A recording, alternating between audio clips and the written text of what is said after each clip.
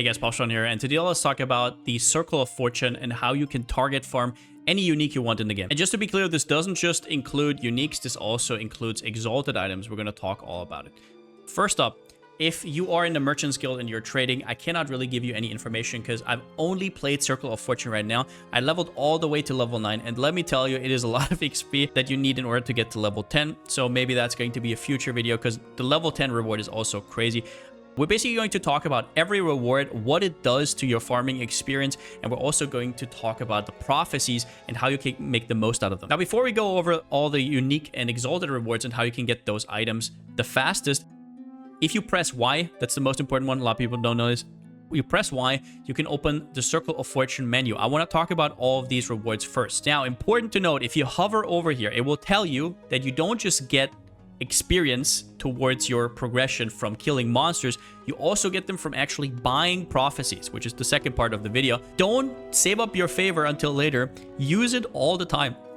Every rank here is a big deal, and by just buying it, you don't even have to complete it, you will get extra experience. Now, the first reward, 35% chance of dropping twice as many items. Pretty straightforward. 35% more loot. Now, they did remove the loot this league by 30%, so this almost makes up for that loot deficit, going from 70 to like 96% of old loot or something like that. Almost makes up for it. So you're basically playing old Last Epoch while everybody in the Merchants Guild is playing the nerfed version.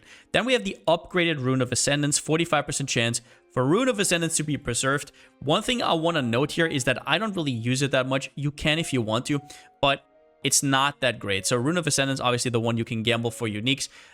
This only works on the base types that you get from the Circle of Fortune. And you get them from chests, or you can also get them from the vendor right here. You can also get them from prophecies and everything. But yeah, for example, if I were to buy Celestial Boots right here, which do cost you favor, they're actually quite expensive. If you look over here, they cost like as much as a whole prophecy would cost you.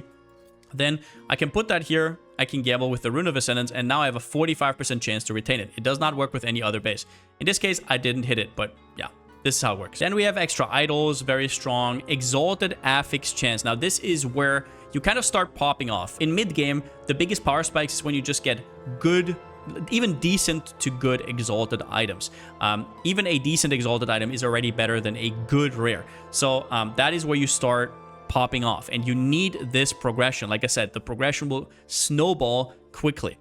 Then you have 35% chance for double rewards from Monolith Echoes. Super important to know here, this also goes for EXP. So if you look here, there are experience rewards from these echoes at the end, and 35% chance to duplicate doesn't just mean the items, it also means these tomes of experience.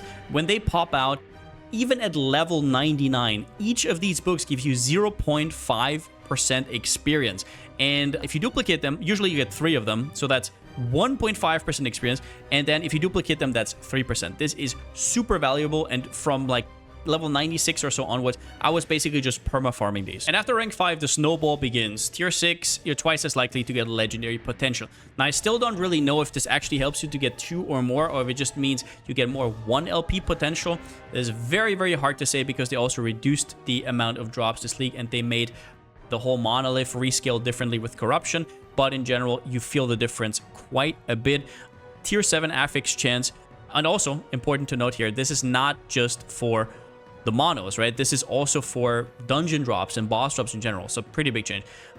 Well, tier 7 affix is doubled is ridiculous. And then at the end here, we get rare to exalted chance. And this is the point where you are really going to feel the amount of exalted items that are going to drop, and you will have to readjust your filter immensely. So what I did, for example, with my filter is I hid all exalted items that are tier 6 or lower. However, then I reintroduced some of them. So I still have some affixes that I show right here, which is mostly stuff like +2 levels. So for example, if I go to Acolyte, all the +2 levels. If I go to Rogue, all the +2 levels. Hybrid Life, I'm also still showing something like Hybrid Crit on bows. All of these things are still in here. Obviously, I'm showing every tier 7. Can probably also adjust that over time. I am, however, hiding some really, really bad tier 7 affixes. So for example, I don't know, what would I take, for example? Ward gain when you create a shadow. I'm never going to really play that. chance to blind on hit, chance to chill on hit, all the things that you don't want at tier 7. You want maybe a little bit of chance to blind, but you don't need like 200%, right? Chance to stun, all of those things I have removed myself. So even tier 7, some of them I hide, and then some idle recolors. If you want this filter, I'll link it down below. It is very strict, just so you know. If you are not rank 8 yet, I would definitely not use this. Maybe save it for later or whatever. And also make sure that you readjust it, because you might not be rogue, you might not be falconer. The way I set it up is I'm showing most classes because I probably want to reroll as well, but definitely adjust it yourself. Now then, number 9 is a complete meme. When a set item would drop, the whole set drops instead. Nice. I'm actually hiding all set items because they're trash. So there's that. And then number 10, Prophecy Reward Upgrade. So this is the last one to work towards. You might see here, this is quite a bit of reputation that you have to farm. I'll maybe get it in like a day or two, but items from Prophecies are duplicated. And this is where you will just go Super Saiyan. But now this is a perfect segue into Prophecies. Now for your Prophecies, you have 4 directions. First, the Idol Prophecy. Then you have the Armor Prophecy, the Weapon Prophecies, and down here, the Access Swap Prophecies. Important to know, you don't actually have to travel to them every single time. You can just click here and it will TP you to the other ones, north, east, south, west. So yeah, wherever you click, it's fine. So what these prophecies do is they consume your favor. There's also lenses next to me, and they cost a certain amount of favor. They have an event that you need to do, a certain condition that has to happen, and then you get a reward at the end. So for example, this one here needs me to kill Emperor of the Corpses, which is the boss at the end. It needs to be a timeline of 290 corruption or plus. Don't worry, this is not going to be that high corruption when you start off. It is going to get higher and higher the more ranks you get. So at the start, it's going to be like either no corruption needed, or it's going to be like 120, 140. So the event, condition, and then at the end, you get the idols. And that basically is just a loot explosion whenever that event happens. So for example, if you killed that boss, at the end, it would poop out 5 idols. You can also see those prophecies if you open this with Y right here. The prophecies over here, all of them are right there. And at any point, if you want to, you can remove them. You can click yes, and then it's gone because it can get filled up. And once again, use all your favor whenever you can, so you level up this bar right here. Just using it, you don't have to complete it, will level you up in ranks. Now, what are the important rewards from these prophecies? They are unique items, just general unique items, Weaver's Will uniques, which we're going to talk about, exalted items, and idols. I'll go through these by examples because I think 9 out of my 11 items I have farmed with prophecies. I'm not kidding. So, for example, I wanted Morning Frost, but I didn't just want any Morning Frost. They were easy to drop, but I wanted 1 LP, which is not that easy. 2 LP is a lot harder, but just 1 LP.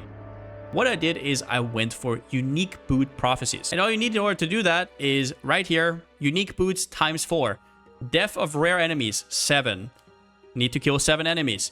The condition is you need to do a monolith with 140 corruption, and you can do this 2 times. This can be fulfilled 2 times. And each time you get 4 unique boots. So you have so many chances to hit it. So you buy it, it costs 5,000 favor, it tells you there. Boom. Now, it doesn't really cost 5,000 favor. This is with lenses, which we're going to talk about at the end. It's not all that complicated, but just so you know, that is all you have to do. Now, obviously, the perfect scenario would be if you also need like a unique body armor, or you need like unique belts or whatever, because then you can reroll here and you can buy more of them. But otherwise, you just reroll until you get boots over and over and over. On average, you're probably going to get them on every 5th or 6th reroll. And in comparison to how much you farm, the rerolls are actually not that expensive. Just so you know, if you are looking for any armor, so that means these ones right here, right? Boots, gloves, body armor, and helmet, this is where you go. If you need the weapon prophecy, just so you're aware, shield is also under weapon. However, there's another workaround there just in a second. But shields in general are going to be here if you need exalted ones or uniques. And then this is just going to be rings and amulets. Belts in this game, just so you know, count as armor if you're a PvE player, so you're not confused. Now, you can also do the same thing for exalted items. For example, I farmed my gloves by spamming exalted gloves. So while I was here rolling for boots anyways, whenever I saw Exalted gloves, I would also pick them. For example, these are Exalted belts. You get Exalted gloves, whatever you want. Next up, and this is really important, Weaver's Will uniques. These are random and they're not that rare, right? But in this prophecy system, you can actually farm them very targeted, even more targeted than normal uniques, because there are these Weaver's Will prophecies. So if you see down here, it says reward unique armor, which is not just body armor, even though it has the body armor icon. It could be anything. And the weird thing here is shield counts as an offhand, which is a weapon on the other side, but here it also counts towards armor, so you can basically get any Weaver's Will item. Now, what is Weaver's Will? There are items in this game that do not have LP, legendary potential. Instead, they have Weaver's Will. And what that does is, if you equip them, if I now started killing monsters and getting experience, it would remove one Weaver's Will at some point and give me a random mod. So, for example, that could be anything from a normal rare or exalted item, like increased cast speed, dexterity, whatever could roll on boots, obviously. Only the ones that could roll. And then after that, it will tick another time. And when it removes the next Weaver's Will, now it has a chance to upgrade whatever you got. So let's say, for example, you got movement speed on the first one. On the second one, you can either upgrade movement speed or add another mod. You can only add 4 mods in total, and then it just starts upgrading. So how that would look like, for example, is this cradle I farmed right here. I really wanted to go for block effectiveness, and at first I was kind of disencouraged because I tried farming it with like Rune of Ascendances and normal unique shield nodes, but that is stupid. You should do it here with the Weaver's Will. And this is not the only example. Cradle is obviously an insane shield, but there's also these boots which are incredibly strong. There's also gloves for it. There's a whole set. There is a belt. So in general, these items will be, if you have any sort of decent roll, stronger than most of your exalted items. Now, important there in brackets, it says 16 Weaver's Will. So here you see 18. It doesn't mean you always get 16. It means you get minimum of 16. So this 18, for example, dropped from that 16. The less Weaver's Will, the worse. It goes up all the way to 28, but you're never going to see that. Starting from 20, it's basically impossible to get them. It's super, super difficult. So yeah. You can get 16 plus, but there's also ones, yeah, for example, this one only gives you 8 Weaver's Will. That is very weak.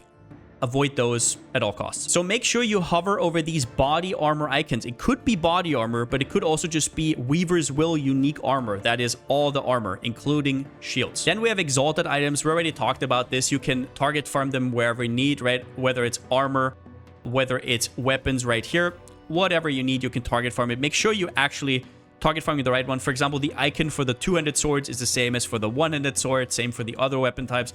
Just be aware of that. And at the end, we also have idols. I guess the only thing to say here that's important for newer players is idols does not just mean idols. So for example, here, it says adorned idol.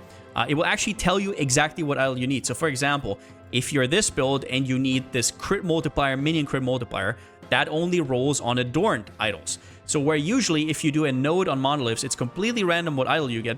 Here, if you look, it actually says adorned idol. Here, it would only give you any idol. So planning ahead and knowing what kind of idols you need is huge. Now then, let's talk about lenses. I actually don't remember when the first one unlocks if you have it from the get-go. There's also rank 6, I think, and rank 9. Whenever you're ranking up your Circle of Fortune, these will become unlocked, and they are incredibly strong. Do note that these are different depending on which of these lenses you are. So for example, here I'm unique body armor. If I go west, I have different lenses, so I can have different setups for different item sets. And what these lenses do is they can basically give you a more targeted farming experience. I'll give you an example right here. This lens here says 100% reduced chance for prophecies to have dungeon events. If you are never gonna touch dungeons, this means that now you don't get any goals anymore that say you have to go into X dungeon. Big one as well. Most people will not go into arena until very, very late. So get this one, right? Reduced chance for prophecies to have arena events. Now there's also other events, like for example here, we have Sanctum of the Architect. This condition here with the waypoint, basically means that you would have to go in the campaign. And the campaign is very laggy right now, a lot of loading times. And also you don't want to go back to the campaign. It's a waste of time. You want to unlock these prophecies with something you would do anyways. Now, the way you get these lenses is from Galila over here. You trade her, and next to the items, this is the inventory that you will see at the start, there's regional lenses and there's greater lenses. The greater lenses I just talked about. They will not only interfere with what kind of events you have to do, they can also get you extra rewards. So for example, this one says you have more cost, more favor cost, but you can unlock them twice as often before expiring. And this one here is a favorite of mine. 90% more cost, but now you're getting double the rewards. But you can only choose free, so kind of do whatever you feel like, right? At this point, I have no idea what's the best or anything like that, right? We're gonna figure that out in like a week. Then there's gonna be meta strats, sure. There's also chance to find helmets, bows. This doesn't work in monoliths, by the way. It's not like you find more bows in monoliths. This is only for the prophecies, whatever the prophecies do, right? So you can play around with that as well. But yeah, that's about it. That's about all the magic I have for today. Definitely make sure that you level this up as soon as possible. Just understand that somewhere around here, from like rank 4 to rank 8, you were like ×4 to ×10 the loot you will be dropping. So definitely make sure that you ever get there. It is a lot more fun. With that said, I hope you enjoyed the video. Maybe you learned a thing or two. And since I still don't have a slogan, see you next time.